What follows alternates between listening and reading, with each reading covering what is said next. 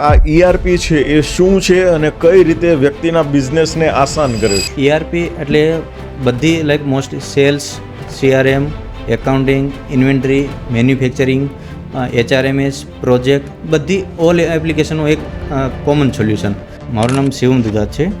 છેલ્લા 12 વર્ષથી હું ઓડુ ERP પર કામ કરું છું. સો તમને કેમ વિચાર આવ્યો કે ભાઈ મારે આ જ ફિલ્ડમાં જવું છે? અત્યારે અમારું એક ઓડુ ERP બેસ્ડ અમે એક પ્રોડક્ટ બનાવેલી છે, રેન્ટલ મેનેજમેન્ટ.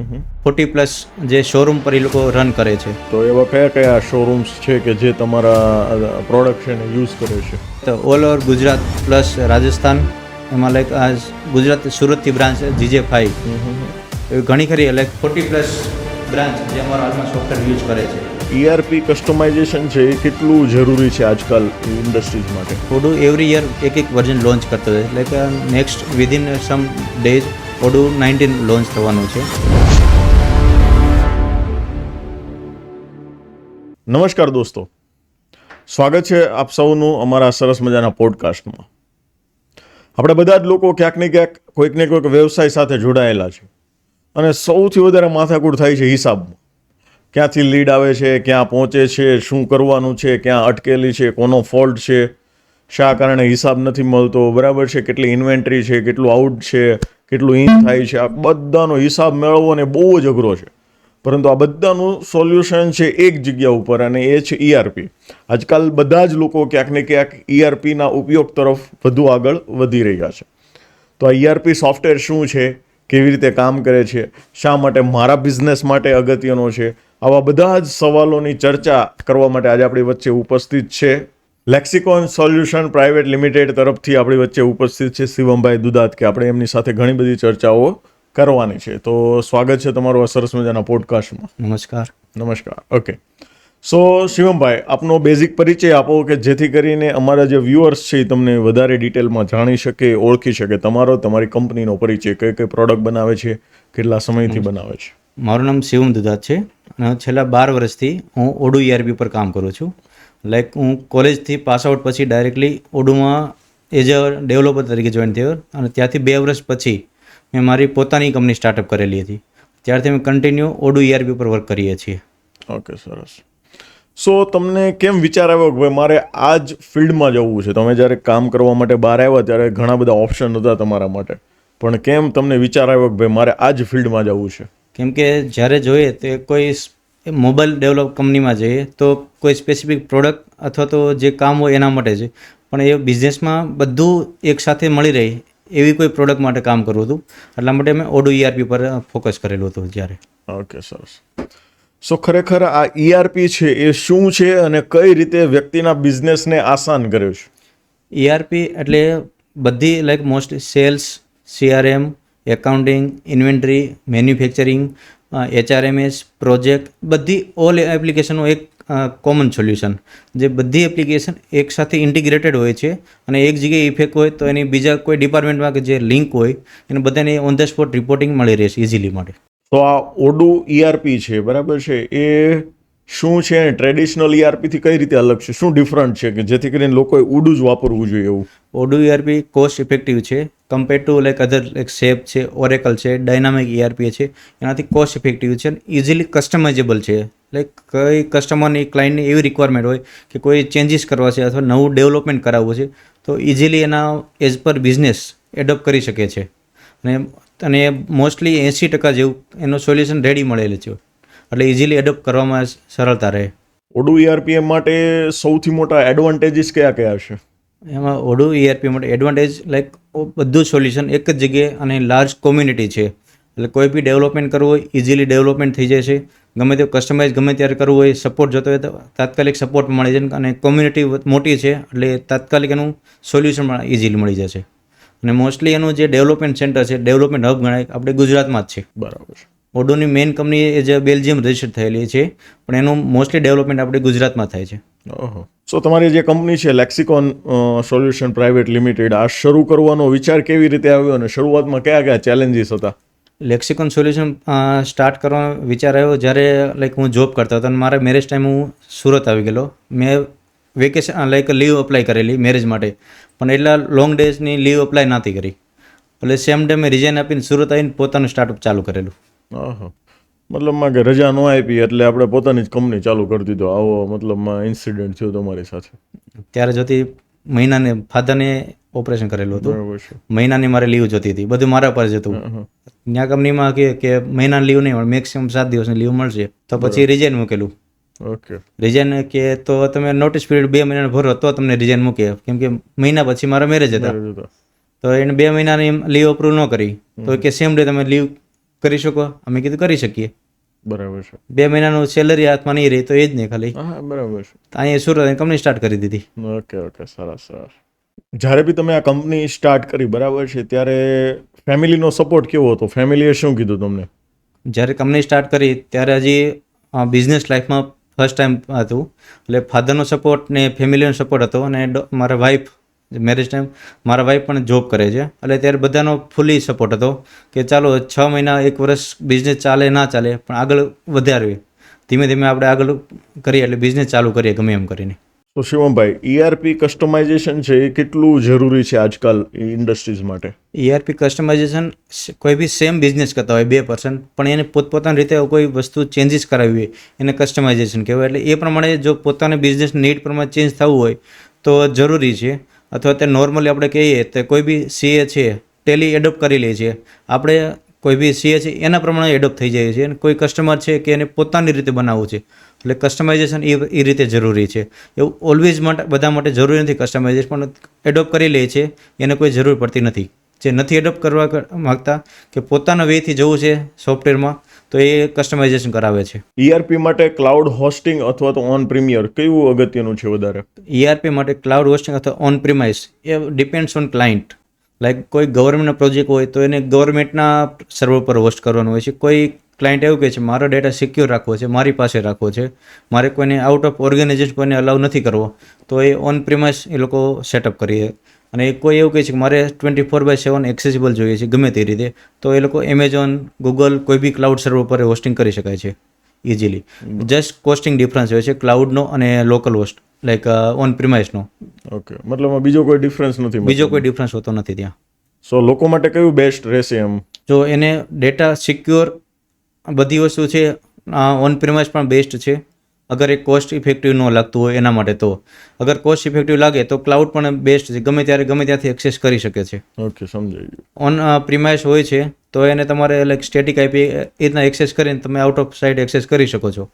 સિક્યુરિટી પર્પઝથી અને ડાટા પ્રાઇવસીના દૃષ્ટિકોણથી આપણે જોઈએ તો ERP છે એ કેટલું સક્સેસફુલ છે? સિક્યુરિટી અને ડેટા પ્રાઇવસી પ્રમાણે લાઈક ઓન પ્રિમાઇસ રાખેલો છે, બધો ડેટા આપણી પાસે જ રહેવાનો છે, એમાં થર્ડ પાર્ટી કોઈ ઇન્ટિગ્રેશન થવાનું નથી. એટલે એ ડેટા આપણો પ્યોરલી સિક્યોર રહેવાનો છે, એમાં કોઈ થર્ડ પાર્ટીનું ઇન્ટિગ્રેશન નથી, કોઈને ડેટા શેરિંગ પણ નથી થવાનું. ડેટા આપણો 100% સિક્યોર છે. આમાં કોઈને આપણે પરમિશન પણ આપવાની જરૂર નથી પડતી. લાઈક આપણે મોબાઈલમાં એપ્લિકેશન ઇન્સ્ટોલ કરીએ છીએ એટલે કેમેરાની પરમિશન, લોકેશન પરમિશન એવી કોઈ પરમિશન નથી, આપણે કોન્ટેક્ટ રેટ એવું કાંઈ વસ્તુ આવતી નથી. એટલે કોઈ ડેટા સિક્યુરિટી ક્યાંય જવાની છે જ નહીં. બરાબર છે, મતલબ સેફ છે 100%? 100% સેફ રહે છે. હવે જે આ ઓડો ERP છે, બરાબર છે, તો એમાં અપડેટ્સ છે એ વ્યક્તિ જાતે કરાવી શકે અથવા તો અમુક સમયે એના અપડેટ્સ આવતા જ રહેતા હોય છે, એના વિશે? ઓડો ERPના અપડેટ લાઈક ઓડો એવરી યર એક વર્ઝન લોન્ચ કરતો હોય, લાઈક નેક્સ્ટ વિધિન સમ ડેઝ ઓડો 19 લોન્ચ થવાનું છે. એટલે ERP લાઈક કોઈ બી ERP છે લાઈક વર્ઝન ચેન્જીસ ઓડો એન્ટરપ્રાઇઝ લઈએ તો કંપની કરીને આપે છે. અગર કોમ્યુનિટી છે તો કોઈ કોમ્યુનિટી પર્સન પણ એને અપડેટ કરીને આપે છે. નોર્મલી 4 થી 5 વર્ષ સુધી સ્ટેબલ હોય છે, કોઈ અપડેટ કરાવવાની જરૂર રહેતી નથી. બરાબર.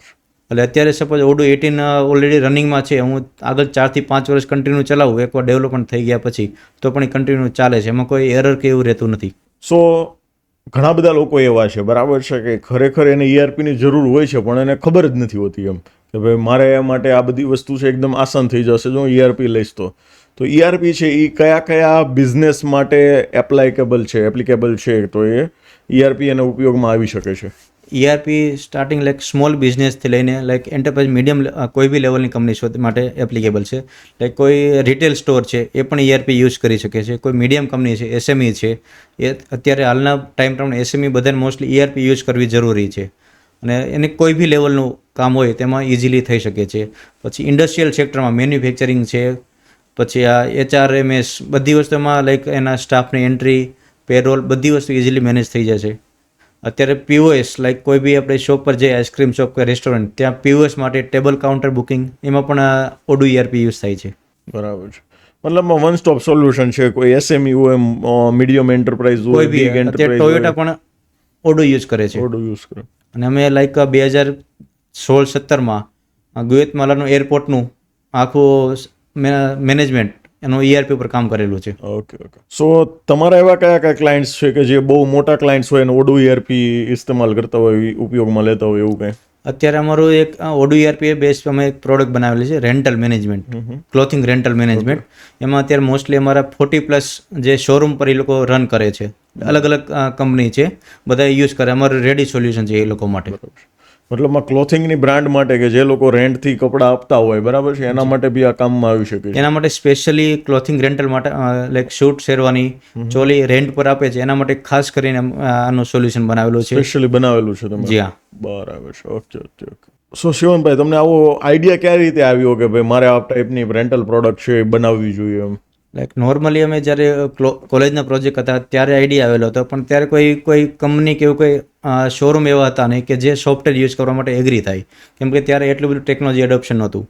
લોકડાઉન ટાઈમે અમે લાઈક કોન્ટેક્ટ કર્યો એક શોરૂમનો, અને ત્યાંથી અમે ખુદ પછી એમાં લાઈક ઇન્વોલ્વ થઈને અમે આખો સોફ્ટવેર રેડી કર્યો, કમ્પ્લીટ કર્યો. એમાં કસ્ટમરનું જે એની રિક્વાયરમેન્ટ હોય, જે ઓનર છે એની પાસે રિક્વાયરમેન્ટ થોડી એમથી જ હોય, પણ જે એન્ડ યુઝર છે એની પાસે વધારે રિક્વાયરમેન્ટ હોય. એટલે આખું ડિટેલિંગ જાણી એના પરથી આખી પ્રોડક્ટ રેડી કરેલી છે કમ્પ્લીટલી.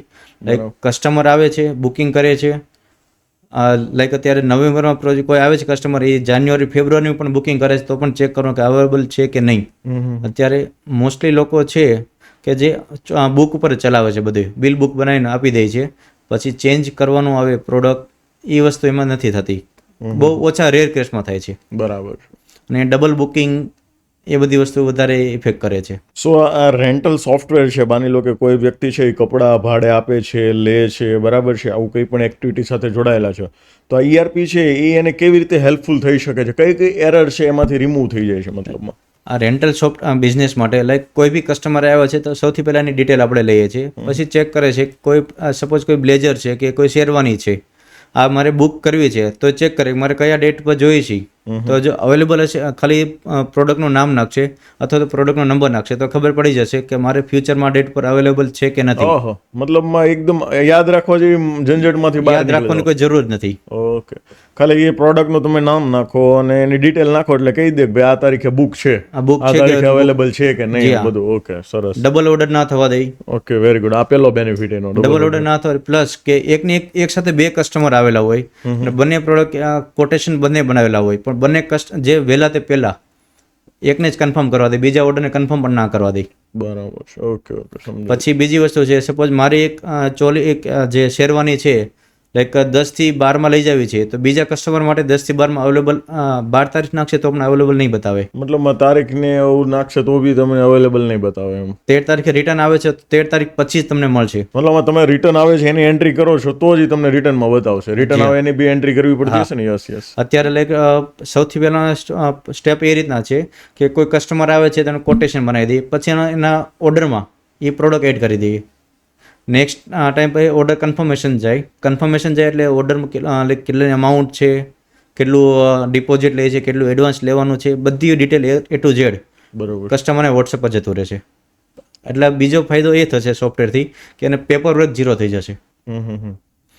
પછી નેક્સ્ટ વર્ક આવે છે લાઈક આપણે જે પેકિંગ ડિપાર્ટમેન્ટ હોય છે એ લોકોને કે લાઈક રેડી કરવાનું પીસ. લાઈક મારે આજે ફેબ્રુઆરીમાં દેવાનો છે, આજે 10 ફેબ્રુઆરી દેવાનું છે, તો હું 9 ફેબ્રુઆરી કે 10 ફેબ્રુઆરી પહેલાં એ પીસને રેડી કરી દઉં. કોઈ બી પ્રોડક્ટ હોય, શેરવાની હોય, લાઈક ચોલી જે માળા છે, સાફો છે, બધું કમ્પ્લીટ છે કે નહીં, તેના માટે પણ એ નોટિફિકેશન આવી જાય કે અમારે આજે આ પીસ ડિલિવર કરવાના છે, મારી પાસે રેડી છે કે નહીં.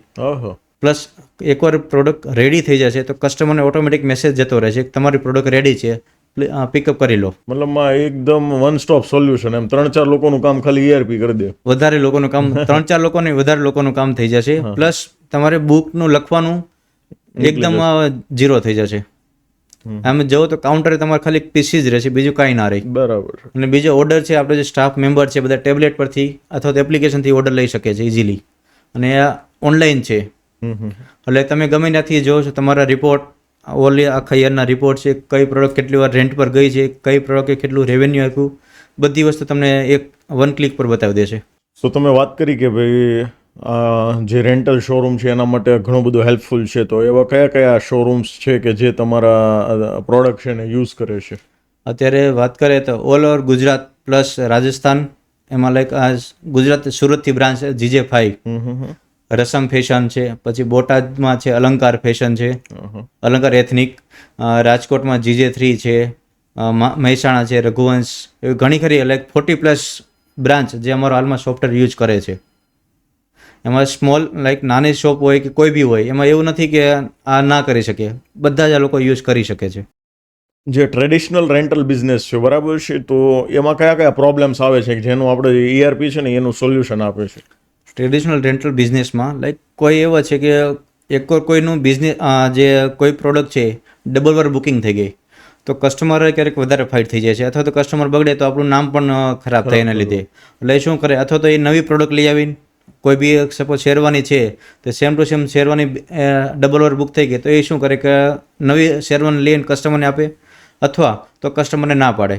જો કસ્ટમરને ના પાડે તો આપણું લાઈક રેપ્યુટેશનમાં કંઈ ને કંઈ ઇસ્યુ આવે ત્યારે, અથવા તો એ નવી શેરવાની લઈને આપે તો પછી એનું કોસ્ટિંગ વધી જાય છે, ડબલ થઈ જાય છે કોસ્ટિંગનું. એટલે એ બધું ઓવરકમ કરવા એક જ જગ્યાએ એકવાર સોફ્ટવેરમાં ખર્ચો લાગે કે આ સોફ્ટવેર કોસ્ટલી છે, પણ એ વસ્તુ જ્યારે કસ્ટમર અને પ્રોડક્ટ બેમાં જોવે તો એની કોસ્ટ 0 લાગે છે. ત્યારે લોકો અત્યારે સોફ્ટવેર એજ ખર્ચો ગણે છે, પણ ખર્ચો નથી, પણ આ એક તમારું લાઈક ઇન્વેસ્ટમેન્ટ છે. આજે તમારો પ્રોડક્ટ છે માત્ર ને માત્ર રેન્ટલ પ્રોડક્ટ માટે છે, ક્લોથિંગ માટે છે, કે બીજા બિઝનેસમાં બી તમને કામ લાગી શકે? બીજા કોઈ બી રેન્ટલ રિલેટેડ બિઝનેસ હોય એમાં બધે કામ લાગી શકે છે. લાઈક કોઈ ઇક્વિપમેન્ટ રેન્ટલ આપતા હોય, લાઈક ક્રેન છે, કોઈ બી ત્યાં પણ એના ઇફેક્ટિવલી યુઝ કરી શકે છે.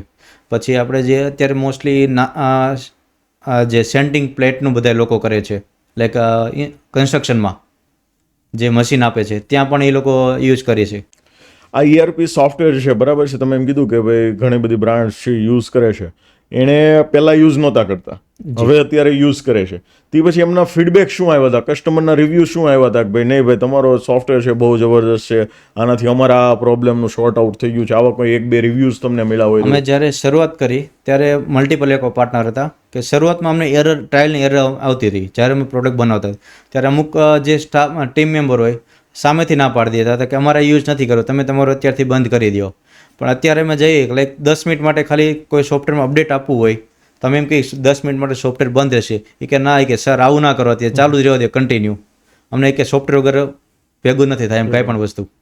બરાબર છે, મતલબ એટલા સરસ ફીડબેક મળે છે કે જે લોકો વાપરે છે એ બધાને ઘણો બધો બેનિફિટ થાય છે. એમ પેપર 0 થઈ ગયું છે, કોઈને કંઈ પૂછવા જવાની જરૂર હોતી નથી, ક્યાં કઈ પ્રોડક્ટ પડી છે સામે સ્ટોકમાં જ બતાવી દેવાની છે, એટલે કોઈને કોઈ ઇસ્યુ આવવાનો નથી વસ્તુ. અને ક્યારેક કોઈ પ્રોડક્ટનું પોઈન્ટ હોય તો પણ સોફ્ટવેરમાં સામે બતાવી દે કે આમાં શું થયેલું છે. આમાં પછી ડેટા બધા સુરક્ષિત છે કે કઈ રીતે છે? આ ડેટા બધા સુરક્ષિત છે, આમાં કોઈ લૂપહોલ્સ નથી? કોઈ લૂપહોલ્સ નથી એમાં. પછી માની લો કે મારો ક્વેશ્ચન છે જે કોઈ એક વ્યક્તિ છે એની મલ્ટિપલ બ્રાન્ચીસ છે, જી બરાબર છે, માની લો કે કોઈ XYZ ફેશન છે, એની 4 બ્રાન્ચ છે, વરાછામાં છે, કતારગામમાં છે, વેસુમાં છે, અડાજણ છે, તો એને એક જ ERP લેવો પડે કે એમાં ને એમાં બધું કસ્ટમાઇઝ થઈ જાય કે એને 4 અલગ અલગ ERP લેવા પડે? એ ઓપ્શન અમે કસ્ટમરને આપીએ છીએ. લાઈક તમારે ડેટા શેરિંગ કરવું છે, સિંગલ રાખવું છે, અમારી પાસે બંને ઓપ્શન છે અવેલેબલ. લાઈક એમ કે મારે અલગ અલગ સેટઅપ કરવું, સપોઝ મલ્ટી બ્રાન્ચ હોય તો ક્યારેક મલ્ટિપલ પાર્ટનર હોય બિઝનેસમાં, તો એમ કે અમારો ડેટા સેપરેટ રહેવો જોઈએ, તો અમે નવું સેટઅપ એને કરી દઈએ છીએ. એમ કે અમારે એક જ જગ્યાએ જોવું છે તો અમે એક જ સોફ્ટવેરમાં બધી વસ્તુ હેન્ડલ કરી. પછી માની લો કે કોઈ એવો વ્યક્તિ છે કે એના 3-4 અલગ અલગ સેગમેન્ટ છે, જે ક્લોથિંગનું બી કામ કરે છે, ઇમ્પોર્ટ એક્સપોર્ટનું બી કામ કરે છે, કોઈ પોતાની પ્રોડક્ટ બી છે, આવા 3-4 બિઝનેસને મેનેજ કરે છે. બરાબર. તો એના માટે બી એને એક ERP જ જોઈએ કે પછી એમાં પાછા અલગ અલગ જોઈએ? નહીં, એમાં એક ERPમાં કામ થઈ જશે. ઓકે. એક ERPમાં ઓડોની અંદર સેટઅપ છે કે multi company multi branch okay તમે યુઝ કરી શકો છો. બરાબર છે. એટલે એક ERPની અંદર બધી વસ્તુ એક સાથે સેટઅપ કરી શકો તમે. Okay okay okay. હવે એ જે છે એ એક જ પીસીમાં એક્સેસ મળે કે એના મલ્ટિપલ પીસીમાં તમે એક્સેસ લઈ શકો એમ? મલ્ટી પીસીની કોઈ પેલું નથી, આમાં યુઝર બેઝ છે. ઓકે. હવે આપણે વાત કરી કે ભાઈ ERP છે એ ઘણા બધા અલગ અલગ બિઝનેસ માટે કામ લાગી શકે. હવે સોલાર બિઝનેસ છે, બરાબર છે, આપણે એક્ઝામ્પલ લઈએ સોલાર બિઝનેસ. તો સોલાર બિઝનેસમાં ERP છે એ તમને કઈ રીતે હેલ્પફુલ થઈ શકે છે? અત્યારે સોલારમાં લાઈક લોકોને એવું છે કે ખાલી CRMથી આપણું કામ થઈ જશે, પણ એકચ્યુઅલી એવું હોતું નથી. CRM ખાલી જસ્ટ તમારો કસ્ટમર ડેટા એક કલેક્શન કરીને તમે એની સાથે લીડ જનરેશન કરીને આગળનું કામ કરી શકો છો. પણ લીડ આવી ગયા પછી કસ્ટમરની સાથે કઈ રીતના આખી પ્રોસેસ છે, આપણે બેકએન્ડ ટીમ કઈ રીતના શું કરવાની છે, આપણો સ્ટોક કઈ રીતના એક્સચેન્જ થશે, ક્યાં આપણી પ્રોડક્ટ કઈ રીતે મૂવમેન્ટ થશે, પછી મૂવમેન્ટ થયા પછી કસ્ટમરને લાઈક કઈ રીતના સપોર્ટ આપવો છે કે આપણે કોઈ કંપની પાસેથી વેન્ડર અથવા તો વેન્ડર પાસેથી કોઈ વસ્તુ લીધી હોય તો એનું કઈ રીતનું મેનેજમેન્ટ કરવું છે, એનું કોસ્ટિંગ કેટલું છે, બધી વસ્તુ સોલાર આપણે જે ઓડોમાં મેનેજ કરી શકીએ છીએ, લાઈક સોલાર EPC કરીને. મતલબ આ સોલારના બિઝનેસમાં બહુ જ જરૂરી છે એવું કહી શકાય. બહુ જરૂરી. લાઈક અમે જ્યારે 2-3 વાર પૂછ્યું એ લોકોને, સોલાર પ્લેટની ભાવ ડે ટુ ડે ચેન્જ થાય એ લોકોને. લાઈક કોઈને કોટેશન આજે આપેલું હોય, નેક્સ્ટ ડે અથવા તો નેક્સ્ટ મંથમાં કોટેશન પ્લસ માઇનસ પણ થઈ ગયેલું હોય તો રીકોટેશન શેર કરવું પડે. ત્યાર પછી જ્યારે ડિલિવર કોટેશન આપ્યું, અપ્રૂવ થઈ ગયું, ત્યાર પછી ડિલિવર ટાઈમે પણ એનું રેટ ચેન્જ થઈ ગયો હોય. એટલે એ પ્રમાણે એ લોકોને કોસ્ટિંગ છે કે માર્જિન છે પ્લસ માઇનસ થતું રહી. જ્યારે એકાઉન્ટિંગ આખો જે હિસાબ કરવા જાય ત્યારે ખબર પડે કે આમાં પ્લસ છે કે માઇનસ છે. બરાબર છે. ઓકે સમજાઈ ગયું. સો તમે આ તમારો બિઝનેસ છે બરાબર છે, એમાં પ્રાઇઝિંગ સ્ટ્રેટેજી છે એ કેવી રીતે ડિઝાઇન કરો છો? કોઈ બી કસ્ટમર હોય એને રિક્વાયરમેન્ટ બેઝ ઉપર ડિપેન્ડ હોય છે. કોઈ કસ્ટમાઇઝેશન કેટલું જરૂર એમાં કેટલું જોઈએ છે, અને અગર વિધાઉટ કસ્ટમાઇઝેશન થાય છે તો બેઝિક પ્રાઇસથી સેટઅપ કોસ્ટ કરી દઈએ છીએ. પ્લસ જો એને એન્ટરપ્રાઇઝ હોય છે તો એન્ટરપ્રાઇઝમાં જે ઓડોની જે સ્ટ્રેટેજી છે પ્રાઇઝની, લાઇસન્સની, એ યુઝ કરવાની છે. અથવા કોમ્યુનિટી હોય તો એમાં કોઈ AMC બેઝ ઉપર જઈએ છીએ અમે મોસ્ટલી. પ્લસ સર્વર કોસ્ટિંગ એનું જે આપણે યુઝર પ્રમાણે રાખવાનું હોય છે. મતલબમાં વ્યક્તિને જે પ્રમાણેની જરૂરિયાત છે એ પ્રમાણેની પ્રાઇસ લાગે છે. જી હા. એના નાનો બિઝનેસ હોય તો એ પ્રમાણેની પ્રાઇસિંગ લાગે, મોટું બિઝનેસમેન હોય, મોટું ERPમાં કંઈક નાના મોટું કરવું પડે. મંથલી લાઈક આપણે જે ચેક કરીએ તો નાનો સ્મોલ બિઝનેસ છે તો 2,000 રૂપિયા પર મંથથી સ્ટાર્ટ કરી શકે છે. ERP 2,000? જી હા.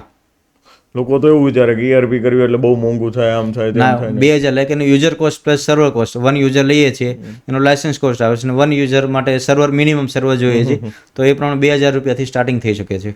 ઓકે સમજો. પછી એમાં કસ્ટમાઇઝેશન કરાવવું છે, જેવું કસ્ટમાઇઝેશન કરાવે છે ડિપેન્ડ્સ ઓન કેટલો ટાઈમ લાગે છે એના પર ડિપેન્ડ હોય છે. યા કસ્ટમાઇઝેશન ચાર્જ 1 ટાઈમ હોય છે. ઓકે.